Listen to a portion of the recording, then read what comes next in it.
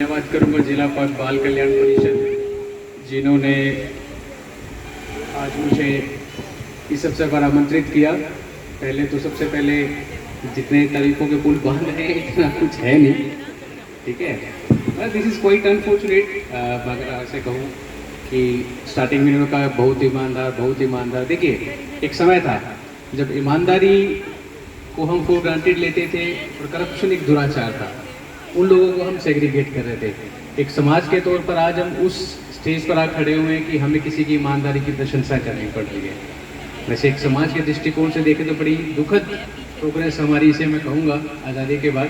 क्योंकि ईमानदारी तो वो चीज़ है जब हम बच्चा पहली कक्षा में जाता है उसके बाद उसको सिखाते हैं कि वो ईमानदार अपने प्रति रहे, समाज के प्रति। तो उसके दायित्व जब वो जवान होता है, समाज के अंदर नौकरी करने आता है, तब उसका आता है। But this is quite unfortunate. But फिर भी आप सभी का बहुत बहुत धन्यवाद। और सबसे बड़ी लर्निंग अगर मैं कहूँगा आज, इससे अगर कोई हम सबको लेनी चाहिए जो हम 30 वर्ष की उम्र क्रॉस कर चुके हैं, कि जिस एनर्जी के साथ ये बच्चे परफॉर्म कर रहे थे, अगर महीने में हम एक दिन भी ऐसा कर लें तो हमें ना घुटनों की प्रॉब्लम है ना मोटापे की प्रॉब्लम है। टू बी वेरी फ्रैंक, जिस फ्री स्टेट ऑफ माइंड के साथ ये बच्चे परफॉर्म कर रहे थे तो वो बड़ा ही सुखद था। हर छोटी बिटिया के अंदर मुझे अपनी खुद की बेटी दिख रही थी। मेरी बेटी भी 8 ही महीने की है। मैं बस ये देख रहा था 1 साल में होगी तब ये यहाँ परफॉर्म कर रही होगी। तो बीच में एक संदेश भी दिया इन्होंने कि बेटी बचाओ बेटी पढ़ाओ। तो देखिए, ये तो हम सभी मानते हैं कि बिटिया जो है वो हम सबके घर की शान है। और इसमें बड़ा अच्छा इंसिडेंट मैं आप सभी से शेयर करूंगा। तो जब मेरी बिटिया हुई तो मेरे एक दोस्त ने मुझे कहा, कहता तुम्हें एक डिफरेंस बताता हूँ। तो उसका एक बेटा एक बिटिया है, तो वो 1-1.5 साल के डिफरेंस है। तो कहता आप ना बेटी को डेली चेरिश करोगे। मैं कैसा क्यों, मतलब जस्ट क्यूरियोसिटी से। तो उसने कहा यार मैं बताता हूँ। कहता मेरा बेटा है 9वीं में, बिटिया है 11th में। तो कहता जब मैं घर आता हूँ ना तो बेटी अगर सो रही होगी ना तो आगे पूछे कि पापा खाना खाया नहीं खाया। कहते जब मैं 11 बजे आऊँ जब 12 बजे आऊँ। और अगर मैं 8 बजे भी आ जाऊँगा तो मेरा बेटा खेल रहा होगा ना, वो रजाई में जाके सोचेगा अरे क्यों आ गया। तो this is reality. Lighter note, ठीक है, सब भगवान का स्वरूप ही है, बेटे हो चाहे बेटी हो। बट हाँ, इसमें कोई डाउट नहीं है कि बेटियाँ हमारे जीवन का रंग है। तो मेरी बेटी आज 8 ही महीने की, पर तो मैं कई बार सोचता हूँ जब ये शादी होके जाएगी तो मतलब शायद आंगन सोना होगा। ये शायद हम सभी इस चीज़ को मानते हैं। और मेरी तरफ से, जिला पुलिस की तरफ से, बाल कल्याण परिषद को मैं ये कहना चाहूँगा कि हमारी पुलिस लाइन का कैंपस काफ़ी बड़ा है। हमारे पास बहुत सी सुविधाएं हैं। जब भी आपको कोई ऐसा प्रोग्राम करवाना हो तो आप लोग उस प्रीमाइस को ज़रूर यूज़ कीजिए। हमारी तरफ से आपको पूर्ण सहयोग रहेगा। और इसके साथ ही एक संदेश आप लोगों के लिए, जितने भी हम लोग यहाँ पर रहते, कि हमारा देश आज आज़ाद हुए हमें बहुत साल हो चुके हैं, 75 वर्ष के करीब हम आ चुके हैं। तो जब तक कोई भी छोटा बच्चा है वो अगर अशिक्षित रहता है या उसे किसी चीज़ की नीड है, अगर हम उसे बतौर एक लोकतंत्र हम उसको प्रोवाइड नहीं करवा पाते, तो देखिए कहीं ना कहीं वो हमारी नाकामी है।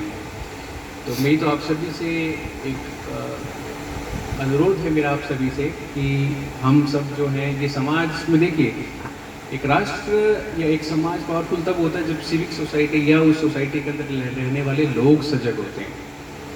तो यदि आप लोग अपने आसपास की जिम्मेदारी उठाते हैं कि हाँ हमारे यहाँ पर एक बच्चा शिक्षित है, या देखिए ज़रूरी नहीं कि हम ही उनको फंड करें।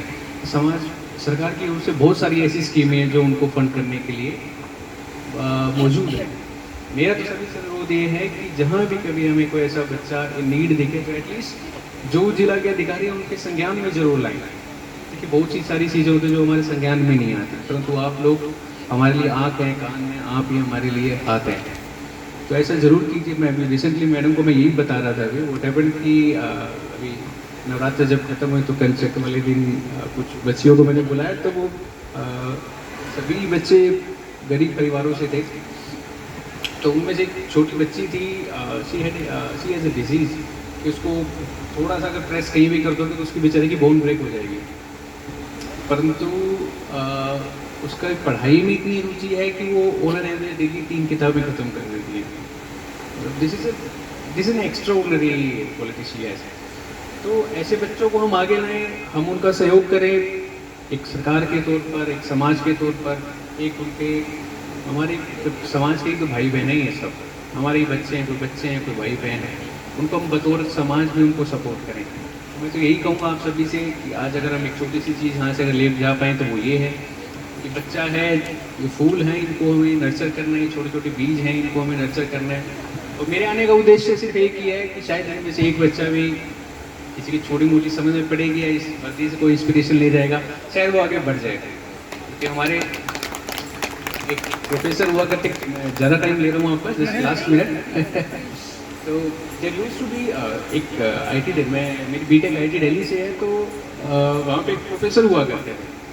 अब तो वो काफ़ी टाइम हो गया, रिटायर हो गए। तो उनका नाम था professor Madan Gopal, he was from Tamil Nadu. तो जब हम पढ़ते थे उस टाइम वो करीब 77 या 78 वर्ष की आयु के थे। तो वो बहुत ही सॉफ्ट स्पोकन थे, और उनकी, वैसे मैं बता दूं कि उनकी वैल्यू क्या थी कि वो किसी भी बड़ी इंडस्ट्री में जहाँ पे मैन्युफैक्चरिंग प्रोसेसेस अगर हैं, तो वहाँ पे अगर उनकी एक सिंगल विजिट भी करवाते तो it costed around 20 lakh rupees per hour, 20 lakh रुपए पर घंटे का वो चार्ज कर सकते थे। उनकी टाटा मैक्रोवेल्स की उनकी किताबें उन्हीं की लिखी हुई थी। तो एक दिन था, वो सर्दियों का दिन था, तो हमारी क्लास चल रही, तो कोई चुप नहीं हो रहा था। वो बहुत ही सॉफ्ट स्पोकन थे, बहुत ही सॉफ्ट स्पोकन, चप्पल पहन के आया करते, शर्ट उनकी बाहर होती थी, कभी टकिन नहीं होती थी, एक लूज सी पैंट, और एक वो पुराने ज़माने का चश्मा उनका सिंपल वो पहन के आते थे। तो वो एक दो बार उन्होंने प्यार से कहा चुप कर जाओ, मुझे पढ़ाने दो, तो बच्चों ने वैसे ही मतलब ध्यान नहीं दिया उनकी ओर। What did